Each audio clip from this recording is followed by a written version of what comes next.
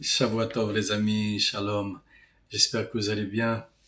J'espère que vous êtes en forme. J'espère que vous avez passé un bon Shabbat. Alors, on va étudier sur la Torah 12 du Likutei Moharan. Et là, dans cette partie-là du Likutei, voilà ce que Rabbeinu il nous dit.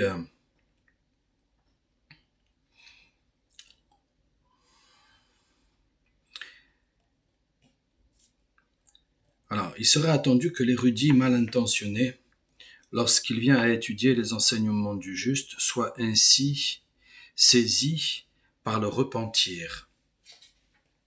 Car comment la Torah orale peut-elle laisser l'érudit persister dans sa mauvaise conduite? La réponse à cette question est contenue dans le verset qui suit. Et Jacob apprit à Rachel qu'il était parent de son père. En fait, le fils de Rivka. Ce qui signifie que lorsque le juste a divulgué son enseignement de Torah orale, il l'a fait en sachant qu'il pouvait avoir un double effet. Après ce que dit le verset du prophète Osée 14:10, les voies de l'Éternel sont droites, les justes y marcheront sans heurts, par contre les mécréants y trébucheront. Ce que là nous parle Rabbeinu, c'est que quand quelqu'un qui s'est mal comporté dans la vie, quelqu'un qui est aussi mal qu'un mécréant, qu'un rachat, un brigand, un voyou, quelqu'un qui s'est vraiment mal comporté dans la vie, eh bien, même celui-là, quand il sera enseigné par le tzaddik, même celui-là, eh bien, il va recevoir une Torah, il va recevoir une Torah alignée. Il va recevoir une Torah qui, certes, ça peut un peu le bousculer, mais ça sera avec une certaine délicatesse au final. On bouscule avec une certaine délicatesse. Parce que là, Yaakov, qu'est-ce qu'il dit? Jacob à Rachel, Yaakov à Rachel, qu'est-ce qu'il lui dit? Il lui dit, moi aussi je suis parent.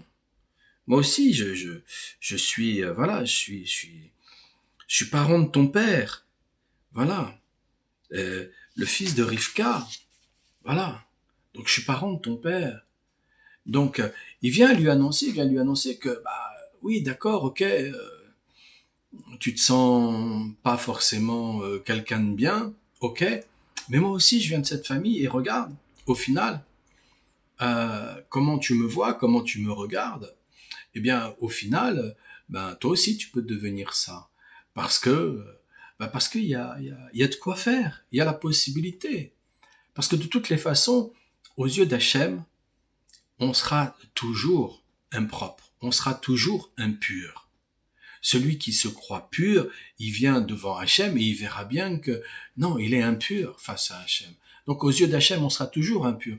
Mais c'est pas cette pureté que Hachem veut de nous. Ce que Hachem veut de nous, c'est notre sincérité, c'est notre cœur.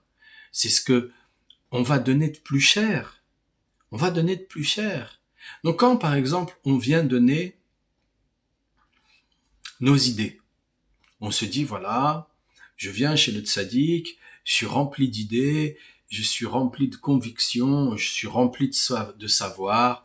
Voilà, les gens m'appellent de manière que je sois un érudit, que je suis quelqu'un de confirmé dans la Torah, que je connais des choses. Eh bien, dès qu'on arrive vers Rabbeinu Akadosh, alors à ce moment-là, on s'aperçoit que pas du tout. On n'a même pas encore commencé la chose en elle-même. On n'a même pas encore commencé la chose en elle-même parce que il n'y a personne de pur ici sur la terre. Il n'y a personne de pur ici sur la terre. Ce qui fait de l'individu, un individu qui se tient droit, c'est sa soumission. C'est parce qu'il a donné ses pensées, il a donné ses paroles, il a donné ses actions à Hachem. Et tous ceux qui sont pour lui chers, il les a offerts à Hachem. Voilà, il peut pas concevoir d'aimer sa femme si il n'aime pas Hachem en premier. Parce qu'il sait que de toutes les manières, dans la situation de la relation de couple, il y aura toujours des bousculements. Il y aura toujours des actions comme ça où l'autre n'est pas du tout d'accord avec soi-même. Mais quand on aime Hachem, alors à ce moment-là, on apprend ce qu'est le Shalom Bayit.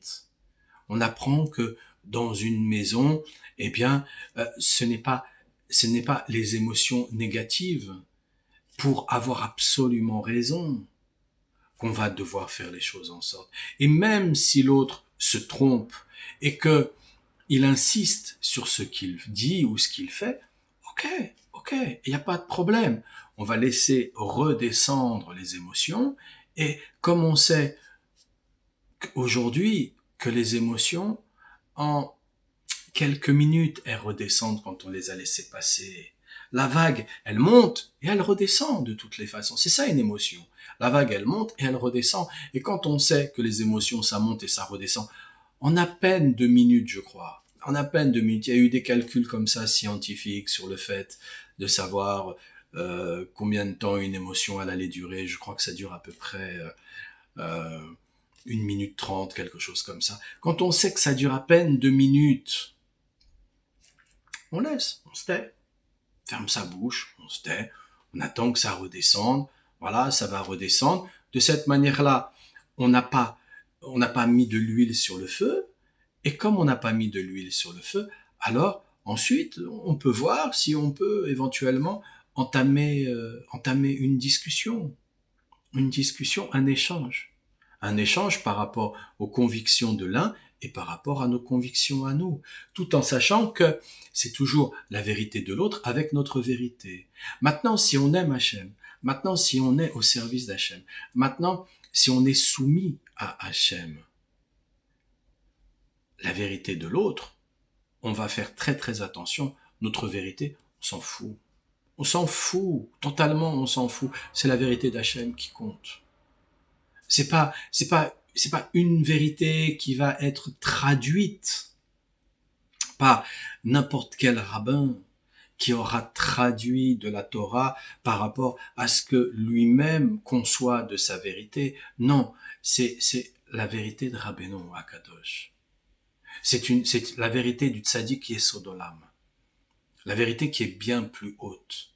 Donc exactement ce qu'il vient nous expliquer dans ce verset, voilà, c'est que ça peut avoir un double effet, c'est-à-dire que les voies de l'Éternel sont droites, les justes y marcheront sans heurts, par contre les mécréants y trébucheront. C'est-à-dire que là-dedans, déjà si on se considère comme quelqu'un de droit, de juste, alors à ce moment-là, on prend d'énormes risques, parce qu'on va parler avec sa vérité. Et si on veut parler avec sa vérité, on va s'enflammer. Parce que quand sa vérité, elle monte, on a envie de la dire. On a envie de dire, ouais, quoi, qu'est-ce qui se passe, qu'est-ce que c'est, tadani, nanana, tatadi, dadada, patadi, patata. Mais en fait, c'est que notre vérité. C'est que notre vérité. Maintenant, l'autre s'est exprimé comme il a pu s'exprimer à ce moment-là. Mais par contre, quand on vient à parler avec la vérité d'Hachem, donc on demande déjà, qu'est-ce que je vais dire? Qu'est-ce que je vais dire? Donc là, forcément, quand on va dire quelque chose, on va dire ce quelque chose-là, voilà, comment Rabbeinu dirait cette chose-là à ce moment-là? Comment Hachem pourrait dire cette chose-là à ce moment-là? Et parfois, on n'a aucun mot. Je me souviens d'une histoire comme ça où un rave avait été appelé à parler. Et puis, au final, quand il est monté pour parler à la Torah, eh ben, il n'y a aucun mot qui est sorti de sa bouche. Aucun mot est sorti de sa bouche. Ok. il est parti. Le moment où le repas est arrivé, alors à ce moment-là, le Rav a mangé un plat. Et puis il a demandé un autre plat et un autre plat. Et là, il y a un homme qui s'est dit, mais alors le Rav, il n'est pas capable d'ouvrir la bouche à la Torah, mais par contre, il est capable d'ouvrir la bouche pour manger. Et là, Rabbeinu, il a dit, mais ça n'a strictement rien à voir entre parler et manger. Strictement rien à voir. Donc, quand on est véritablement soumis à Hachem, quand on est véritablement soumis à Rabbeinu, alors à ce moment-là, la bouche qui va parler, c'est pas la nôtre. C'est pas du tout la nôtre. Donc, ce qui va sortir de la nôtre, oui, ça va faire peut-être trébucher l'autre. Alors là, le mot est très grand, mécréant, c'est très très grand, mais ça peut être n'importe quel individu. On peut éventuellement le bousculer par nos paroles. On peut éventuellement le bousculer. Comment ça? Mais moi, je n'ai dit que ça, je n'ai parlé que de ça, mais pourquoi il y a eu telle réaction? Je comprends pas, etc., etc., etc. Mais on ne comprend pas pourquoi, parce qu'on cherche à comprendre avec notre vérité. Mais sachez une chose, c'est que notre cerveau, lui, c'est quelque chose de très plastique. C'est pas quelque chose de figé. Quand pareil, où c'était Rabbi Nathan qui s'est fait insulter quand il passe dans la rue. Et là, à ce moment-là, il y a un des élèves qui est là et lui dit, mais Rabbi, vous dites rien. Il dit, mais tu vois pas que c'est une boîte qui est en train de parler. C'est parce que son cerveau est figé. Son cerveau est conditionné pour être figé. Il est figé dans une boîte. Pourquoi? Parce qu'il est figé avec des connaissances. Il est dans ce qu'on appelle un cadre de représentativité. Ce cadre de représentativité, c'est la culture, par exemple. C'est la société, l'expérience sociale, ou c'est l'expérience tout court. Alors parce que il a eu une expérience, parce qu'il appartient à un niveau social, parce qu'il appartient à une culture, alors il est figé dans un cadre de représentativité. Mais ça n'a strictement rien à voir avec la plasticité de son cerveau. Alors bien sûr qu'il y a des cadres de représentativité qui sont très importants. Très importants. Il y a des boîtes dans notre cerveau qui sont très importants. Les boîtes pour parler, les boîtes pour entendre, les boîtes pour marcher, les boîtes pour manger. C'est ces choses qui nous ramènent toujours à la matière grâce à Dieu, parce que Dieu, il nous oblige à nous de venir dans la matière pour faire évoluer cette matière. Mais, quand nous restons figés dans ces boîtes comme ça, on n'avance pas. Et si on n'avance pas, si on est en galoute depuis 2000 ans, c'est parce que justement on reste figé dans ces boîtes-là. On n'utilise pas la plasticité de notre cerveau. Notre cerveau, c'est quelque chose qui se module. C'est la Torah, c'est pas quelque chose de figé. Il y a la Torah orale, et s'il y a la Torah orale, c'est parce qu'elle n'est pas figée. Alors oui, on peut la décrire d'une certaine manière sur certains sages, de la manière dont ils ont donné des commentaires, oui, mais même ces commentaires ne sont pas figés. Ils sont pas là pour être figés. Ces commentaires, ils sont là pour être associés à toutes les étapes de la vie depuis le moment où ils ont été donnés. Regardez le Shabbat. Grâce à Dieu, Baruch Hashem, le Shabbat, mais c'est quelque chose de merveilleux. Si nous n'avons pas le Shabbat, comment on fait pour se déconnecter de toutes ces boîtes-là? Le téléphone, l'ordinateur, la télévision, le cinéma, la voiture, et que sais-je encore, ce qu'il y a comme boîte, jusqu'à la dernière boîte. Que Dieu nous en préserve et qui nous donne la santé et la vie parfaite jusqu'à 148 ans, Bezrat Hashem. Donc, on est tout le temps dans des boîtes, tout le temps conditionné dans des boîtes. Alors, on croit que ces boîtes, c'est quelque chose qu'il faut absolument avoir. Et pourquoi il faut absolument avoir ces boîtes-là? Parce que ces boîtes-là, qu'on appelle la connaissance, elles nous rassurent. Ces boîtes-là, elles nous permettent de se dire « Ah, je connais, j'y vais. » Pourquoi? Parce qu'on est très souvent dans des peurs totalement imaginaires. Exactement comme là où Yaakov, il va parler à Rachel. Et Rachel, elle se dit, mais attends, mais moi je suis qui? Et lui, c'est Yaakov, c'est quelqu'un de grand. Moi, je suis qui? Il lui dit, mais non, mais moi, je viens de la famille de ton père. Et ma mère, c'est Rivka. Donc il la sort de cette boîte. Il lui dit, non, sors de ta boîte, mets-toi un petit peu plus dans la créativité. C'est quoi la créativité? La créativité, c'est du lâcher prise. Alors, c'est pas n'importe quel lâcher prise, parce que il y a la créativité sans la Torah, et la créativité sans la Torah, c'est quoi? C'est un truc qui a un début, c'est un truc qui a une fin, et voilà, et puis bah de toutes les façons, on a toujours vu que leur philosophie créatrice, leur savoir, leur science créative, bah elles ont toujours eu un début, elles ont toujours eu une fin. On a toujours vu ça depuis 3600 ans, depuis 3600 ans, Bezrat Hashem, grâce à Dieu, on a toujours vu ça. Mais nous, la Torah, c'est quelque chose qui sort du temps, totalement. C'est une création divine qui sort totalement du temps. Que ce soit notre Torah écrite ou que ce soit notre Torah orale. Elle sort totalement du temps. Quand Hachem, il nous a donné, il a dit à Moshe Rabbeinu, béni soit son nom, il lui a dit, je vais offrir aux Hébreux quelque chose de très très grand, un très grand trésor, le Shabbat. Le Shabbat. Mais regardez ce Shabbat, à quel point il nous sauve. Toutes les personnes qui sont chômeurs, elles sortent inexorablement du système des burn-out, du système des dépressions, du système même de l'apitoiement par rapport à la maladie par laquelle elles passent. Elles sortent de ça.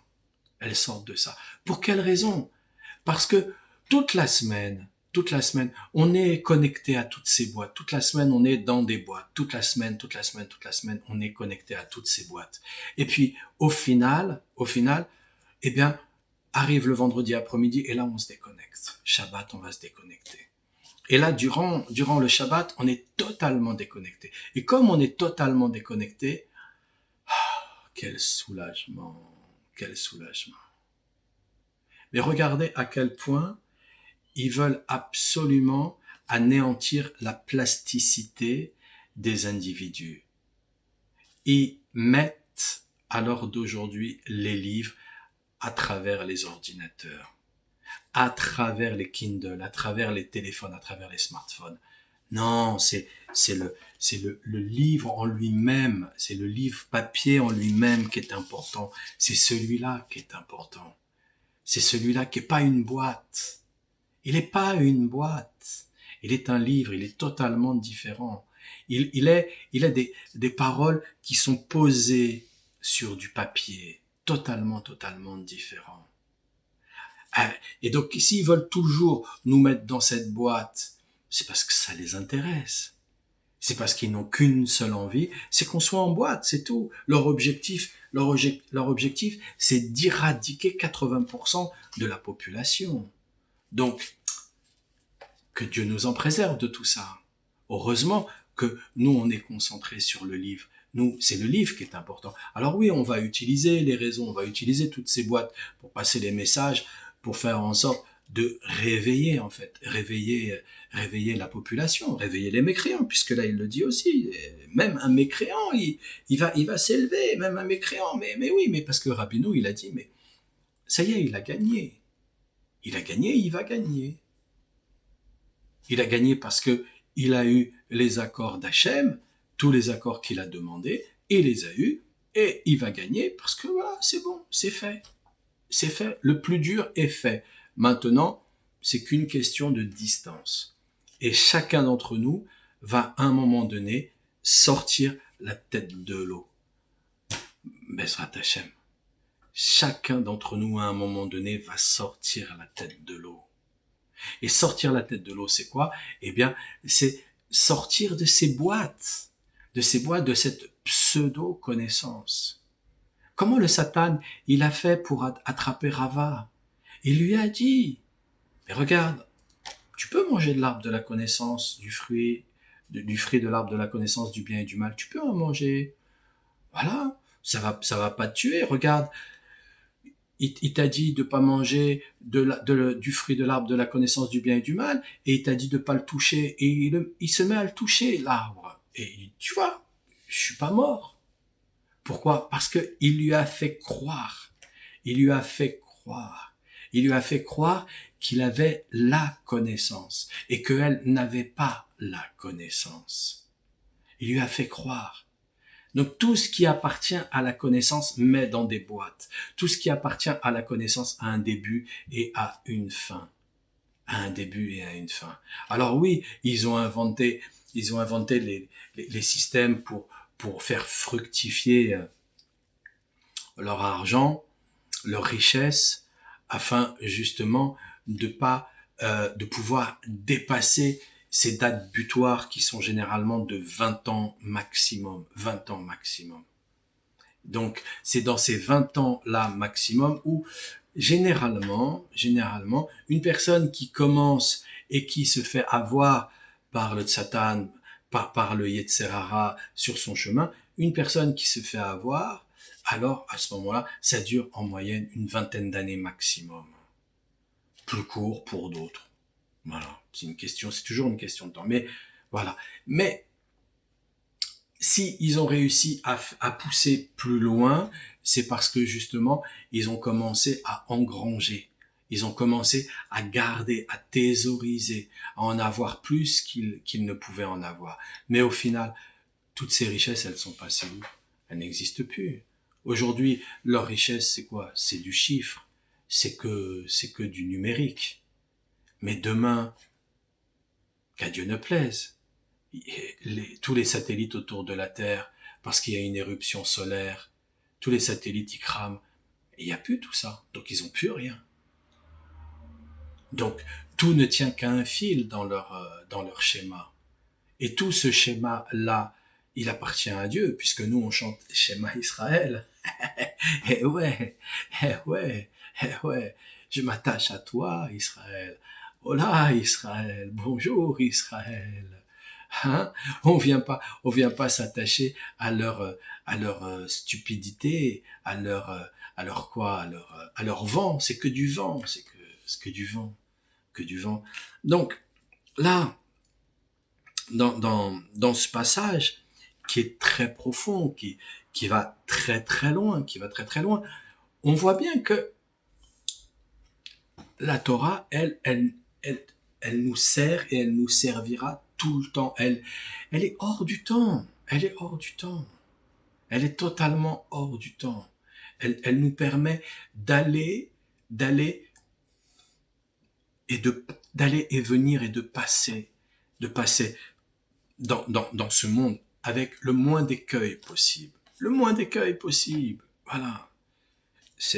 On s'en remet toujours.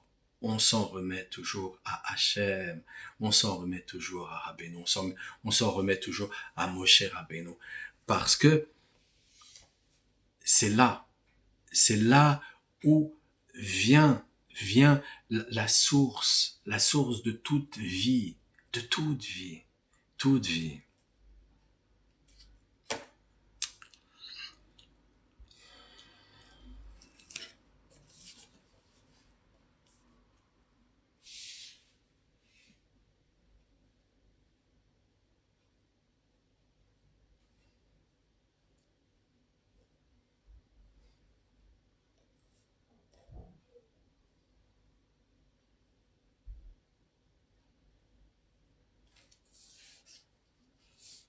Donc, comme il dit là, il dit,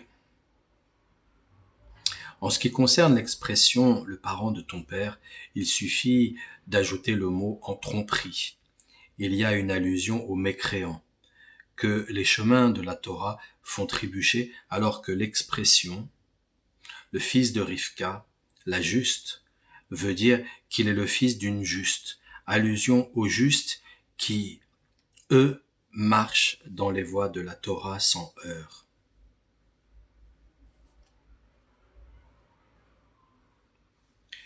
Ça ne veut pas dire qu'ils ne tombent pas. C'est sans heurts. C'est-à-dire, ils sont autant joyeux dans la descente que dans la montée. Merci mon Dieu. Merci mon Dieu.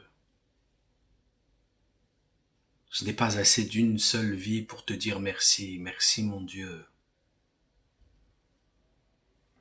Il lui explique. Il lui explique que on peut tous revenir de là où on est tombé.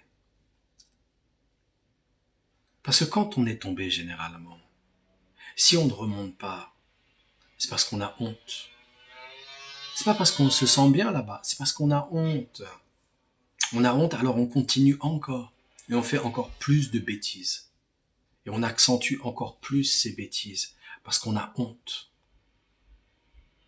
Pourquoi? Parce qu'il y en a trop. Il y en a trop qui nous ont fait croire à la culpabilité. Il y en a trop qui nous ont accusés. Mais on n'est pas ça. On n'a strictement rien à voir avec ça. Rabbeinu, il nous dit une chose très importante. Il nous dit, quand tu tombes, accuse le Satan. C'est pas ta responsabilité. Moi, c'est pas ma responsabilité. Je suis un idiot. J'étais un imbécile. J'ai fait le truc. Je savais pas où ça allait me mener. Voilà où ça me mène. Maintenant, je suis très très très embêté. Mais c'est pas de ma faute. C'est parce que je l'ai suivi à lui, au Satan. C'est lui la faute. On en est débarrassé. Hachem, il nous enlève. Il nous enlève ces problèmes-là. Alors bien sûr, ça va peut-être revenir dans la tête, mais ça revient dans la tête. Pourquoi? Parce qu'on ne sait pas se dissocier du négatif. Alors exactement pareil, Rabbeinu il nous dit, Azamra, concentre-toi sur le positif de ce que tu fais. Sois positif avec toi-même, pas négatif. Sois positif avec toi-même. Pense toujours positivement. Alors oui, des fois c'est dur. Oui, des fois c'est très très dur, surtout quand il y a un affront. C'est très très dur. Mais essaye de penser positivement et là tu vas voir toute la différence. Quand tu vois que l'affront qui te donne l'autre, en réalité, c'est pour te faire grandir. Quand tu vois ça, que c'est pour te faire grandir qui te donne cet affront-là. Donc quand tu vois cette chose-là, mais ça y est, c'est terminé, c'est terminé. Mais qu'est-ce qu'il veut? Qu'est-ce qu'il veut? Il veut m'aider à grandir. Merci mon Dieu, tu m'as envoyé un mécréant qui m'aide à grandir. Que Dieu nous en protège, que Dieu nous préserve de toutes ces voies de difficultés. Mais s'il a décidé, puisque tout ce qui nous arrive, c'est lui qui le décide. Il n'y a rien qui n'est pas Dieu, il n'y a rien qui n'est pas Hachem. C'est comme il n'y a rien qui n'est pas Torah. Tout est Torah. L'air que l'on respire, c'est de la Torah. Tout ce qu'on mange, c'est de la Torah. Tout ce qu'on fait, c'est de la Torah. Tout est Torah. Qu'on le veuille ou qu'on le veuille pas. C'est comme les gens qui vont ne pas croire en Dieu, Bezrat Hashem, que Dieu nous en préserve de ces choses-là. Les gens qui ne vont pas croire en Dieu, mais au final, c'est grâce à Dieu. C'est grâce à Dieu. Pourquoi? Parce que ces gens-là, s'ils ne croient pas en Dieu, ils sont là pour renforcer ceux qui y croient. Puisqu'ils se disent, mais attends, mais ils sont pas bien. Ok, d'accord, Dieu, on le voit pas. Mais l'air aussi, on la voit pas. Et pourtant, on la respire. Pourtant, on l'a dans nos poumons, l'air. Donc, Dieu, on l'a aussi. On l'a aussi. Donc voilà, il nous donne l'équivalence. Il nous donne l'équivalence. Donc pour nous, quelque part, c'est merci mon Dieu. Pour eux, c'est dommage. C'est dommage. Bon, j'espère qu'ils vont y arriver un jour. Voilà. Je vais prier pour tous ces gens-là, pour qu'ils puissent y arriver un jour. Voilà. Refoua Shlema pour tous ceux qui sont loin d'Hachem. Refoua Shlema pour tous ceux qui sont loin du Shabbat. Et de cette manière-là, comme je répète continuellement cette prière, forcément, quand il y a un building et il n'y a pas d'ascenseur et qu'on doit monter par les escaliers, on monte une marche après l'une. Mais quand on est en bas, on se dit je vais arriver en haut. Et quand on commence à monter, au début on a de l'énergie, et puis au final, on arrive au 50e étage, on fait c'est fatigant, on commence à ralentir le pas. C'est exactement la même chose. exactement pareil. Quand on ralentit le pas, ça veut pas dire qu'on doit l'arrêter. Quand on est fatigué, ça veut pas dire qu'on doit s'arrêter. On continue, mais à un autre rythme, à un autre rythme. On n'y arrive pas à tout faire, c'est pas grave, on fait juste un peu. On fait juste un peu. Aujourd'hui, le jour d'après, on verra. Chaque chose en son temps, un temps pour chaque chose. Et quand on monte comme ça, on ne s'arrête pas. On ne s'arrête pas. Les difficultés ne sont pas là pour nous arrêter. Les difficultés sont là pour nous permettre de continuer à un rythme différent. Parce que on allait s'essouffler, parce qu'on allait se fatiguer, parce qu'on allait se perdre. On allait se perdre. Regardez, les Hébreux quand ils sont sortis d'Égypte et que Moshe Rabbeinu il est monté pour chercher la Torah, regardez, ils se sont perdus. Pourquoi? Parce que ça a été trop vite pour eux. Trop vite. Trop vite. Nous, on doit aller tranquille. Tranquille. Tranquille. Chaque jour, on fait un pas. Voilà, on monte les marches tranquillement, tranquillement. Et au final, on est monté au 100e étage. Et là, on sait qu'on est monté au 100e étage. On n'est pas arrivé d'un coup comme ça, paf, tac, tac, tac, au 100e étage. D'ailleurs, si vous regardez bien, les familles des ultra riches qui restent le plus au pouvoir, c'est ceux qui, leurs enfants, ils les font démarrer au bas de l'échelle. Au bas de l'échelle, ils les mettent pas tout de suite en haut. Au bas de l'échelle, tu vas commencer comme le commis, tu vas commencer comme un serveur, et tu vas monter petit à petit les étapes pour comprendre d'où est-ce que le père il est parti, d'où est-ce que le grand-père ou l'arrière-grand-père il est parti. Et de cette manière-là, quand tu arrives en haut, tu sais parce que tu connais les étages. Tu connais les étages. Eh bien, la Torah, c'est ça. La Torah, elle nous fait connaître les étages à chaque fois.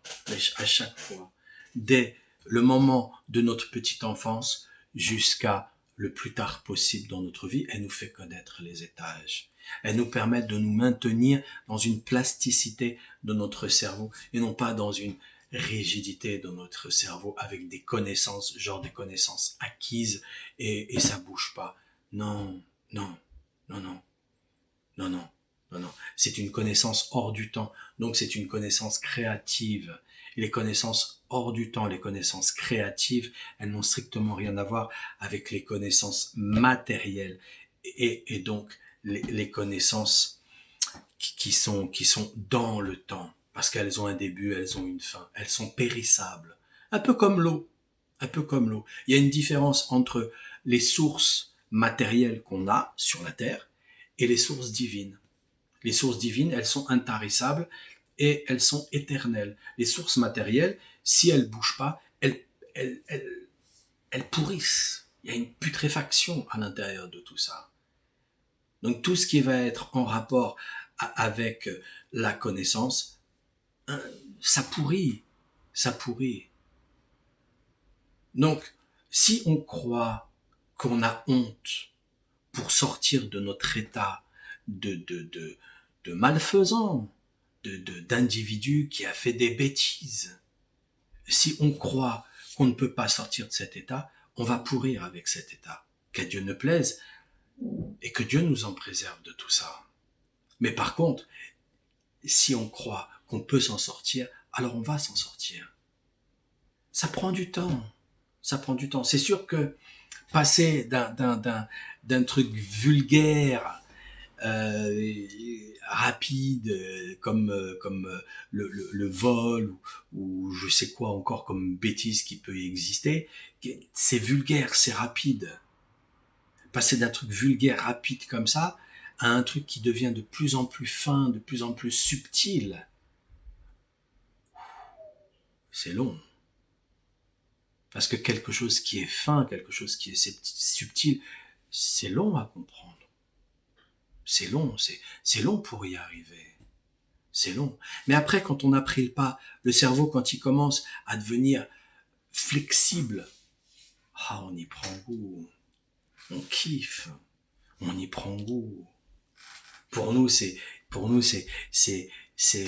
merveilleux qu'Hachem, il nous donne des étapes pour monter, des étapes pour descendre. C'est merveilleux. C'est kiffant.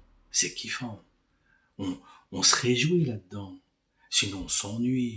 C'est ennuyant. La vie sur la terre, c'est ennuyant. Alors, on va se réveiller le matin, on va se laver les dents, on va faire ce qu'on a à faire, et voilà, on va manger, on va faire ce qu'on a à faire, voilà, on va avoir une famille, des enfants, voilà, on va faire ce qu'on a à faire, on va travailler, on va gagner de l'argent, on va dépenser son argent à s'acheter des trucs et des machins, après on en a plein, dont on sait pas quoi en faire. Et c'est ça la vie. C'est ça la vie. C'est ça la vie qu'on nous propose là, avec ces gouvernements, c'est ça la vie qu'on nous propose. Une vie vulgaire comme ça, c'est vulgaire, c'est vulgaire. Il y a des vies qui sont fines, des vies qui sont subtiles. Et il y a des vies qui, on s'attache pas à tout ça. On est très très heureux d'avoir une petite chemise, on est très très heureux avec ça. On est très très heureux.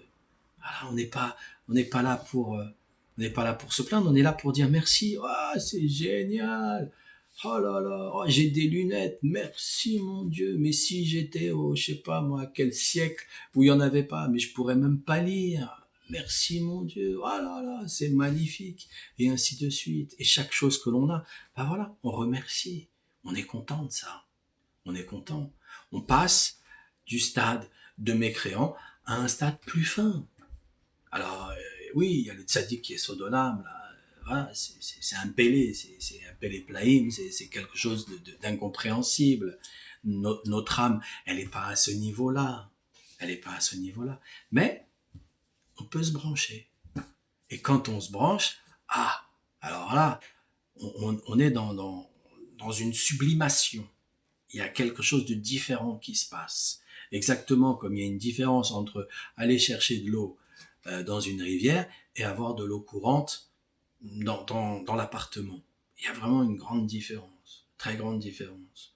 Pour ceux, pour ceux qui ont déjà essayé de faire la différence, il y en a une très très grande différence. Ah ouais, ah ouais, ouais, ouais, ouais. Quand on se réveille le matin et qu'on n'a pas d'eau et qu'il faut faire une bonne marche en forêt pour aller chercher de l'eau à la rivière, ouh, c'est pas chouette. On se dit, oh, pourquoi j'y suis pas allé hier? Voilà. Donc il y a vraiment une très très grande différence. Et ben là c'est exactement la même chose, exactement la même chose. Donc on n'est pas là pour se prendre pour des tzaddik là. On reste juste à notre place. On est simple, voilà, on est simple et on fait les choses d'une manière simple avec ce que l'on a et on est très très heureux de ce que l'on a d'une manière simple. Voilà, voilà. Et pour le reste, vaille qui vaille, vaille qui vaille, vaille qui vaille. Alors, Shavua Tov, les amis, plein de bonnes choses, plein de bonnes nouvelles. Refoua Shlema pour tous les malades, pour tous les blessés du Ham Israël. La protection et la réussite pour le Ham Israël, pour l'armée de Tsahal. Un bon zivouk pour tous ceux qui en ont besoin, le Shalom Bayit. L'accélération de la venue du Mashiach dans ce monde, ainsi que l'apparition du Beth Amikdash.